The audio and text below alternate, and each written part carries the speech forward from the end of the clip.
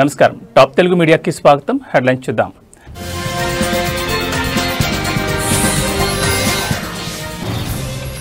అనంతపురంలో ఎన్టీఆర్ భరోసా పెన్షన్ల పంపిణీ పాల్గొన్న జిల్లా కలెక్టర్ డాక్టర్ వినోద్ కుమార్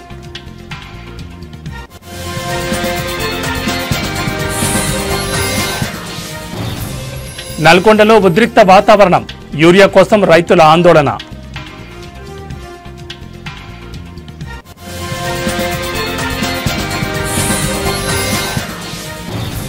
4 ఏళ్లు తెలంగాణలో చదివితేనే లోకల్ తెలంగాణలో లోకల్ కోటాపై సుప్రీంకోర్టు సంచలన తీర్పు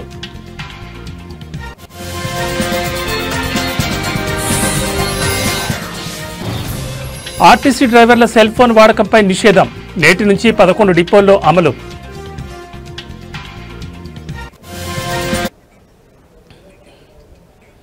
అనంతపురం రూరల్ మండలంలోని చియ్యేడు గ్రామంలో ఎన్టీఆర్ భరోసా పథకం కింద లబ్ధిదారుల ఇంటి వద్దకే వెళ్లి జిల్లా కలెక్టర్ డాక్టర్ వినోద్ కుమార్ స్వయంగా పెన్షన్లు పంపిణీ చేశారు. ఈ సందర్భంగా జిల్లా కలెక్టర్ లబ్ధిదారులతో మాట్లాడుతూ పలు వివరాలను ఆరా తీశారు. సచివాలయ ఉద్యోగులు ప్రతి నెల ఇంటి వద్దకే వచ్చి పెన్షన్లను పంపిణీ చేస్తున్నారా? ప్రభుత్వం ఇచ్చిన పెన్షన్ డబ్బులు సరిపోతుందా? మీకు ఉపయోగపడుతోందా? ఎందుకు ఉపయోగించుకుంటున్నారు? ఇందులో పొదుపు ఏమైనా చేస్తున్నారా అంటూ పలు వివరాలు జిల్లా కలెక్టర్ అడిగారు. మీకేమైనా సమస్యలున్నాయా? ప్రభుత్వం నుంచి ఏమైనా సహాయం చేయగలుగుతామా అంటూ జిల్లా కలెక్టర్ అడిగి తెలుసుకున్నారు. ఈ సందర్భంగా జిల్లా కలెక్టర్ మాట్లాడుతూ ఎన్టీఆర్ భరోసా పథకం కింద పెన్షన్ల పంపిణీ సజావుగా పూర్తి చేయాలని ఆదేశించారు. లబ్ధిదారుల ఇంటి వద్దకే వెళ్లి పెన్షన్ ఇవ్వాలన్నారు. జిల్లాలో ఎన్టీఆర్ భరోసా పథకం కింద మొత్తం 2,80,471 పెన్షన్లు ఉన్నాయని, పెన్షన్ల కోసం 123,86 రూపాయలు పంపిణీ చేయడం జరుగుతుందన్నారు. పెన్షన్లను పూర్తి స్థాయిలో పంపిణీ చేయాలన్నారు. ప్రభుత్వం అందించిన పెన్షన్లను లబ్ధిదారులు సద్వినియోగం చేసుకోవాలని సూచించారు. ఈ కార్యక్రమంలో sarpanch T Gangadhar Reddy, DRDA PD Sailaja, DPO Nagarajanaidu, ZP CEO Shivashankar, వామా పీడీ సలీం బాషా, ఎంపీడీఓ దివాకర్, సచివాలయ ఉద్యోగులు, లబ్ధిదారులు తదితరులు పాల్గొన్నారు.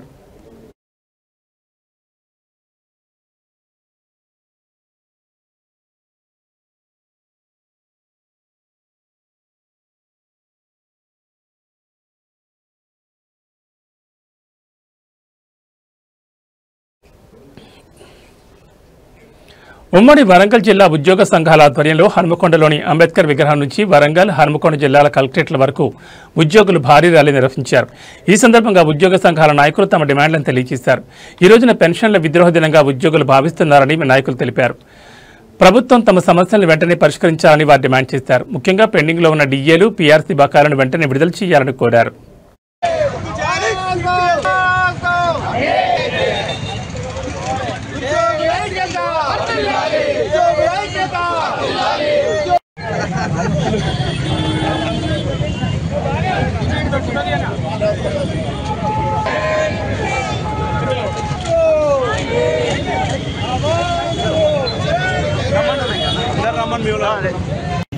ఎన్నో సంవత్సరాల నుంచి మరి దేశంలో ఉద్యోగులకు పెన్షన్ అనే సౌకర్యాన్ని ఉన్నది. మరి 21 సంవత్సరాల క్రితం 1/9/2004 నుండి మరి పెన్షన్ను రద్దు చేసి 2004 నుంచి వచ్చిన ఉద్యోగులకు కాంట్రిబ్యూటరీ పెన్షన్ అనే ఒక స్కీమ్ను ప్రవేశపెట్టడం వల్ల ఈరోజు ఉద్యోగులందరూ కూడా ఆందోళనలో ఉన్నారు. మరి ఆ దుర్మార్గమైన ఒక ఆలోచన, మరి ఉద్యోగులు 30-40 సంవత్సరాలు ప్రభుత్వంలో సర్వీస్ చేసిన తర్వాత వాళ్ళకు ఒక భద్రత లేకుండా మరి సిపిఎస్ ద్వారా మరి వాళ్ళ భవిష్యత్తు అనేది ఒక ప్రశాంతంగా ఉన్న సందర్భంలో మరి ఈరోజు దేశవ్యాప్తంగా కూడా మరి ఆందోళన జరుగుతూ ఉన్నది. మరి తెలంగాణ ఉద్యోగ జాయింట్ యాక్షన్ కమిటీ ఈరోజు పెన్షన్ విద్రోహ దినం సందర్భంగా ఇక్కడ ఈ నిరసన దీక్షను ప్రకటిస్తున్నాం.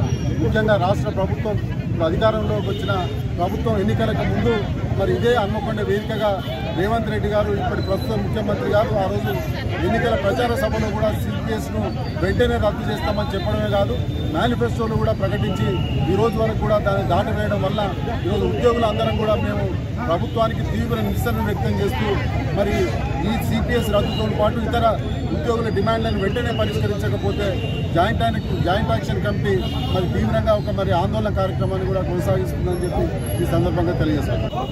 సెప్టెంబర్ 2024 తెలంగాణ ఉద్యోగులందరి జీవితాల్లో చీకటి రోజు. ఎందుకంటే గత ప్రభుత్వాలు ఉన్నాయో 10% కాంట్రిబ్యూషన్ అని చెప్పి కొత్తగా కాంట్రిబ్యూటరీ పెన్షన్ స్కీమ్ తీసుకురావడం జరిగింది.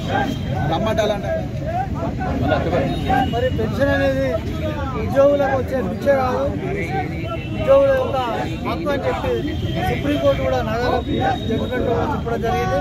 మరి ఉద్యోగస్తులు వాళ్ళ రిటైర్మెంట్ తర్వాత వారి సర్వీసులో ఉన్న జీతభత్యాలను ఆపుకొని రిటైర్మెంట్ తర్వాత ఇచ్చే పెన్షన్ తప్ప మరి ఉద్యోగస్తులకి ప్రభుత్వం ఇచ్చే భిక్ష కాదు.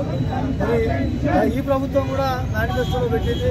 మరి ప్రభుత్వం రాగానే పెన్షన్ సిపిఎస్ రద్దు చేస్తాం, ఓపీఎస్కి తీసుకొస్తామని చెప్పి గౌరవ ముఖ్యమంత్రి గారు మేనిఫెస్టో జరిగింది.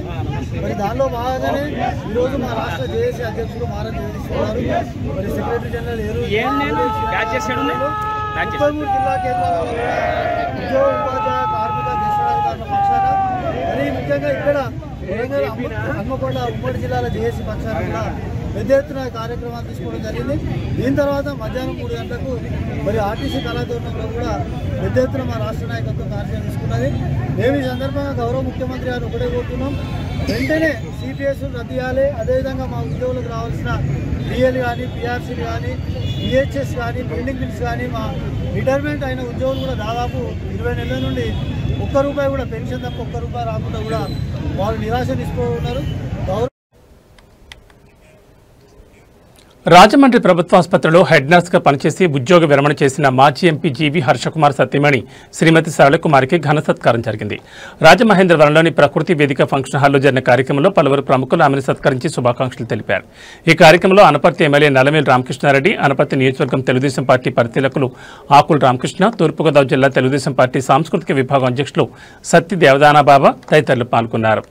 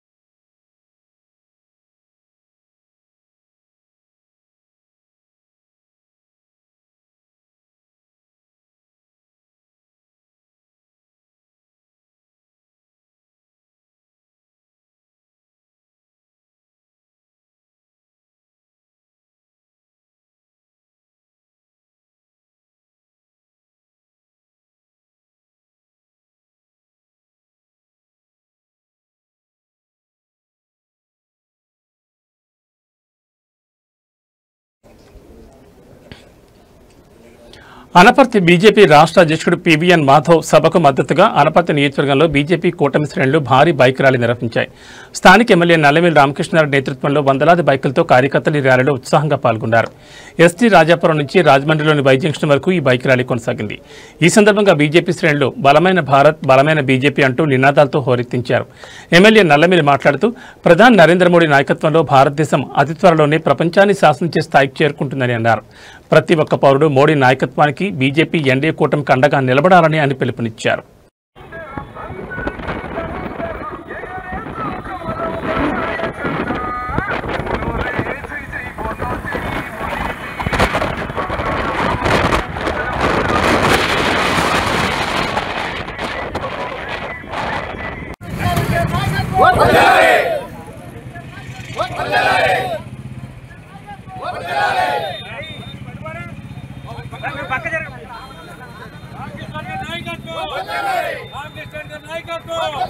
भारत माता की भारत माता की भारत माता की भारत माता की भारत माता की भारत माता की भारत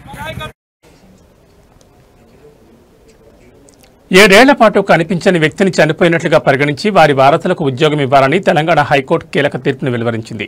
ఈ మేరకు ఇండియన్ బ్యాంకు ఆదేశాలు జారీ చేసింది. వారికి రావాల్సిన పదవీ తొలగింపు ప్రయోజనాలు చెల్లించాలని ఖమ్మం చెందిన వనపట్ల సుగుణ పిటిషన్పై జస్టిస్ నగేష్ భీమపాక ఈ ఆదేశాలు ఇచ్చారు.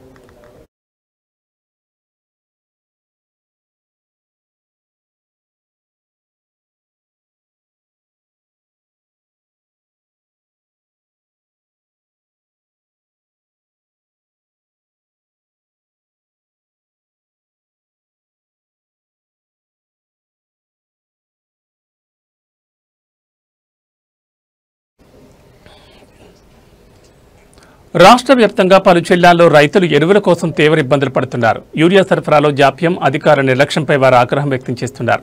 నల్గొండ జిల్లాలోని హాలియా కొత్తపల్లి ప్రాథమిక వ్యవసాయ సహకార సంఘం వద్ద యూరియా కోసం వారం రోజులుగా పడిగాపులు కాస్తున్నా ఒక్క బస్తా కూడా దొరకడం లేదని మహిళా రైతులు ఆందోళన వ్యక్తం చేశారు.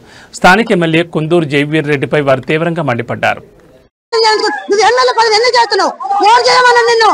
సిగ్గు లజ్జ ఉండాలి. నువ్వు ఎదురు చేసినందుకు పనికి మళ్ళీ ఎదవాలని చెబుతూ ఎమ్మెల్యే పదవి చేస్తున్నావు. నువ్వు పనికి మళ్ళీ ఎదురు ఎదురు చేయాలరా? నువ్వు ఓటు చేయమని చేస్తున్నావురా? మమ్మల్ని కాలు పట్టుకున్నాడు ఎత్తుందిరా? ఇలా ముప్పటి చేస్తున్నావు. పనికి మళ్ళీ ఎదవ చేయొద్దు, రావద్దు. నువ్వు ప్రపంచానికి ఎందుకు వచ్చినావు? ఊపిరి పెట్టిన దానికి ఎందుకు? నేను మగవానే, నేను తోపనే చెప్తున్నావు. కూడి లేక నీళ్ళు లేక అవధానం ఎత్తుకునే కూర్చున్నావు. ఇవాళ 10 రోజుల సంది ఏమిటికి వాళ్ళని నీరిచ్చి దిక్కులేదు, ఇక్కడ భూపెట్టి దిక్కులేదు. పిల్లలు ఇచ్చిపెట్టి ఇక్కడ పండుకుంటే అవతారం ఎత్తుతున్నాము. నువ్వు ఇచ్చే ఒక్క ఊరే కట్టకు. ఓడి ఏమన్నా అసలు పని చేస్తే అయిపోతుంది. రామడుగు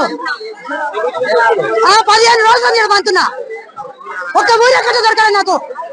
15 రోజులు పండుకుంటే చేసిన దిక్కు కూడా లేదు. ఏమిటికి ఇస్తుండు? ఏమిటి పెట్టాడు? కాంప్లైంట్ ఓడి పెట్టమన్నాడా? ఓడి చేయమన్నాడా? 10 రోజులకు ఒకసారి ఇస్తా, ఈ 10 రోజులకు ఒకసారి ఇస్తా అని కంప్లైంట్ చేయాలి. 100 ఊర్లలో పెట్టి కొట్టుకొని కావాలని చేసిండు. అయినా చేయమని చెప్పిండా?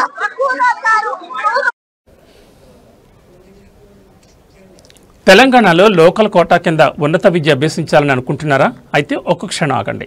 స్థానిక అంశంపై సుప్రీంకోర్టు సంచలన తీర్పునిచ్చింది. తెలంగాణలో వరుసగా 9, 10, 11, 12 తరగతులు చదివితేనే లోకల్ అంటూ స్పష్టం చేసింది. అయితే ఈ రూల్స్లో ప్రభుత్వ ఉద్యోగుల పిల్లలకు మాత్రం మినహాయింపు ఉంటుందని షరతు పెట్టింది సుప్రీంకోర్టు. లోకల్ రిజర్వేషన్ అంశంపై తెలంగాణకు ఊరట కలిగించేలా సుప్రీంకోర్టు కీలక తీర్పునిచ్చింది. వరుసగా 4 ఏళ్లు అంటే 9, 10, 11, 12 తరగతులు తెలంగాణలో చదివితేనే స్థానికుడిగా పరిగణించాలని స్పష్టం చేసింది. అయితే ప్రభుత్వ ఉద్యోగుల పిల్లలకు మాత్రం మినహాయింపు ఇచ్చింది. స్థానికత అంశంలో రాష్ట్ర ప్రభుత్వం జారీ చేసిన జీవో నెంబర్ 33కి అత్యున్నత న్యాయస్థానం పూర్తిస్థాయి మద్దతు తెలిపింది.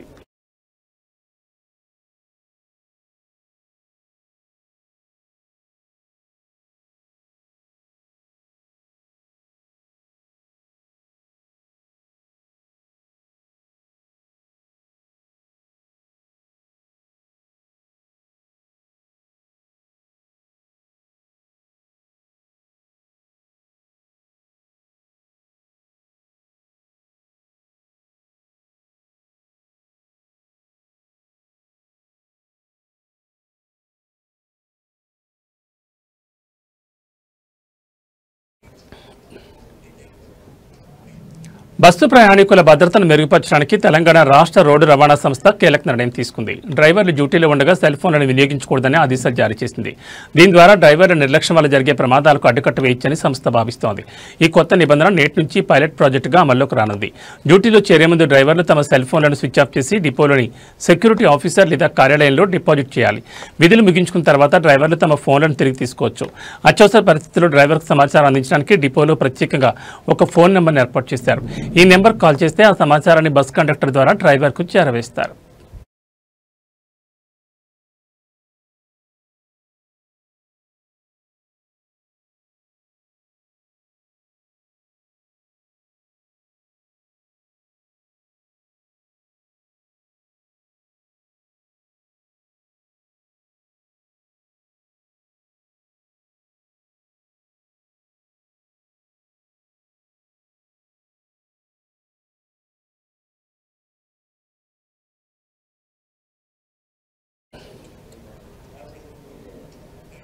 కేంద్ర దర్యాప్తు సంస్థ సిబిఐ పరిధిలో ఉన్న 7,072 అవినీతి కేసుల విచారణ పలు కోర్టుల్లో పెండింగ్లో ఉందని కేంద్ర నిఘా కమిషన్ సివిసి వార్షిక నివేదిక వెల్లడించింది.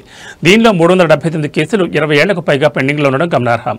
విడుదల చేసిన ఈ నివేదిక ప్రకారం గత ఏడాది డిసెంబర్ 31 నాటికి 1,506 కేసులు 3 ఏళ్ల లోపు పెండింగ్లో ఉన్నాయి.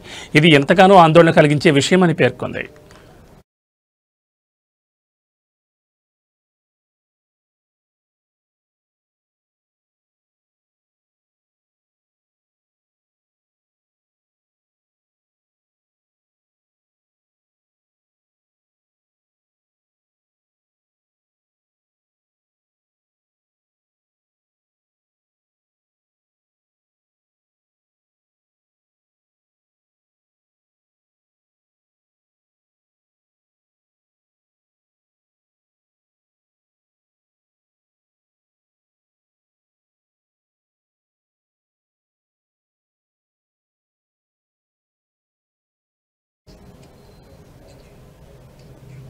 నల్గొండ మహబూబాబాద్ జిల్లాల్లో యూరియా కొరత రైతులను తీవ్ర ఇబ్బందులు గురిచేస్తోంది. యూరియా కోసం రైతులు ఉదయం నుంచి ప్రాథమిక వ్యవసాయ సహకార సంఘాల వద్ద బారులు తీరుతున్నారు.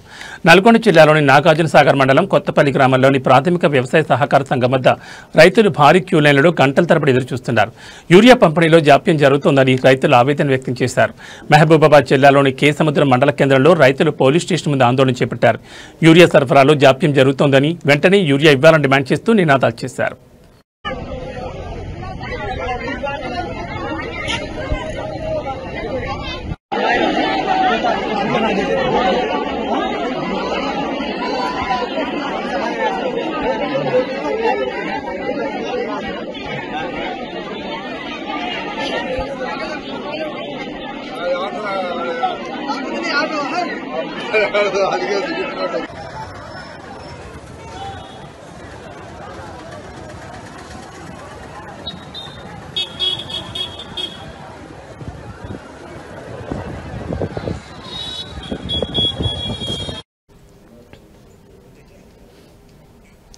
ఆంధ్రప్రదేశ్ మోటార్ వెహికల్ టాక్సేషన్ చట్టం 1963 కింద మోటార్ వాహనాల పన్నుపై సుప్రీంకోర్టు ఒక కీలకమైన తీర్పునిచ్చింది.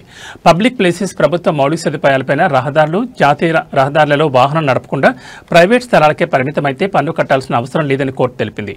రాష్ట్రీయ ఇస్పాత్ నిగమ్ లిమిటెడ్కు రవాణా సేవలు అందిస్తున్న ఒక సంస్థ కేసులో ఈ తీర్పు వెలువడింది.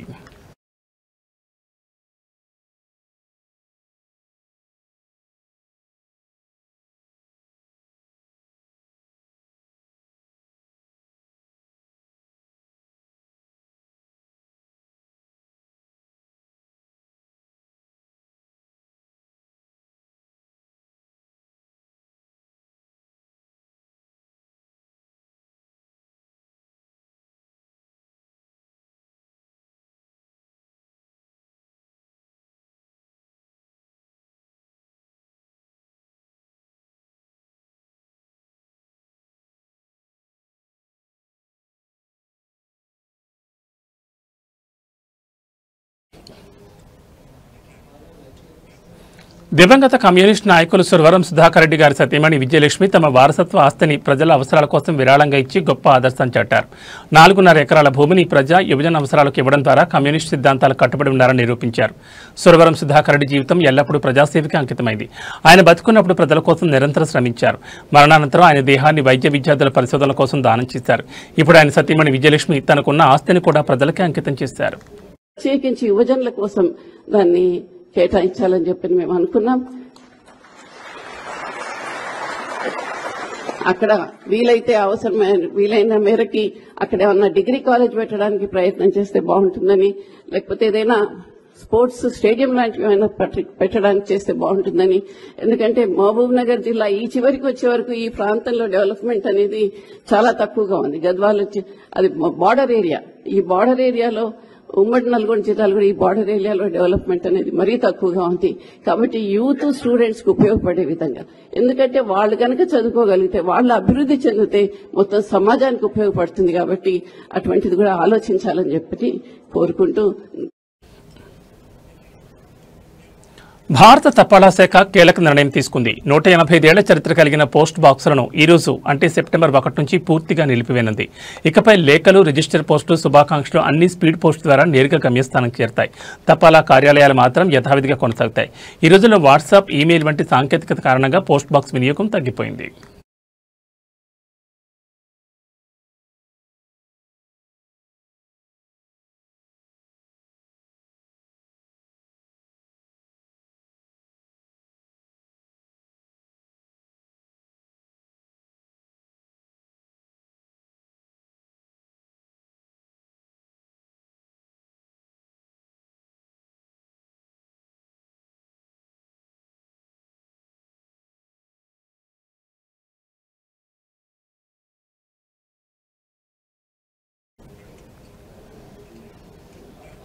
ప్రధాని నరేంద్ర మోడీ ప్రసంగించే మన్ కీ బాత్ కార్యక్రమాన్ని అనపర్తి ఎమ్మెల్యే నల్లమిల్లి రామకృష్ణారెడ్డి రాజమహేంద్రవరంలో తిలకించారు. హరితోట 14 వార్డులో నివాసం ఉంటున్న ఆటో డ్రైవర్ బీజేపీ కార్యకర్త ఎస్వీవి సత్యనారాయణ ఇంట్లో ఆయన ఈ కార్యక్రమాన్ని వీక్షించారు. ఈ కార్యక్రమంలో నల్లమిల్లితో పాటు తూర్పుగోదావరి జిల్లా బీజేపీ అధ్యక్షులు Pikki Nagendra, Rajamahendravaram city assembly BJP convener Rangababu, ఇతర పార్టీ నాయకులు కార్యకర్తలు పాల్గొన్నారు. ప్రధాని మోడీ ప్రసంగాన్ని శ్రద్ధగా వింటూ వారు ప్రస్తుత దేశ పరిస్థితులపై చర్చించారు. ప్రజలతో మమేకమై వారి అభిప్రాయాలు తెలుసుకునేందుకు ఈ కార్యక్రమం ఒక మంచి వేదిక అని నాయకులు అభిప్రాయపడ్డారు. जर्मनी के खिलाड़ी को प्रेरित कर गया, ये कौन सा विषय था? मैं आपको याद कराता हूँ, मैंने पॉडकास्ट में बातों में दरअसल 2 साल पहले मैं शहडोल गया था, वहाँ के फुटबॉल प्लेयर से मिला था. पॉडकास्ट के दौरान एक सवाल के उत्तर में मैंने शहडोल के फुटबॉल खिलाड़ियों का भी जिक्र किया था. यही बात जर्मनी के फुटबॉल खिलाड़ी और कोच डिटमार बायर्सडॉर्फर ने भी सुनी.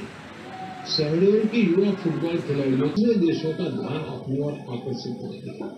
अब जर्मनी के इस कोच ने शहडोल के कुछ खिलाड़ियों को पेशकश किया. इसके बाद मध्य प्रदेश की सरकार ने भी उनसे संपर्क किया. जल्द ही शहडोल के हमारे कुछ युवा साथी ट्रेनिंग कोर्स के लिए जर्मनी जाएंगे करते हैं कि जब समय मिले आपको बहुत बड़ी प्रेरणा. उन्होंने करीब 2500 शहीदों के ఏవీ బులెటిన్ అప్డేట్స్ మరిన్ని అప్డేట్స్తో మళ్ళీ కలుద్దాం. నమస్కారం.